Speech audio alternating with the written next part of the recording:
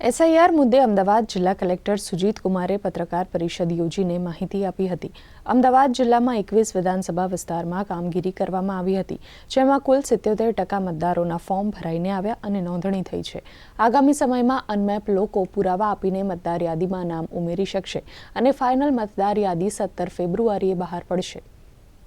ખરેખર મતદાર હોવાની બધી લાયકાતો ધરાવતા હોય એવા લોકો ફોર્મ 6, 7 અથવા 8 પણ ભરી શકે છે અને જેનું નામમાં ફેરફાર કરવું હોય, સરનામું ફેરફાર કરવું હોય અથવા કે કોઈ પણ દાખલા તરીકે ઘણી બધી લોકો આપની યાદીમાં એવા છે જે શિફ્ટ થયા છે પણ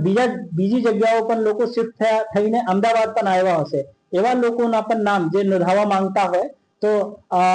ઈધર ફોર્મ 8 ભરીને એડ્રેસ ચેન્જ કરાવી શકે છે અને અથવા કે જેનું નામ ક્યારે પણ મતદાર યાદીમાં નથી આવ્યું હોય અને લાયકાત ધરાવતા હોય આ ફોર્મ 6 ભરીને પોતાના નામ નોંધાવી શકે છે।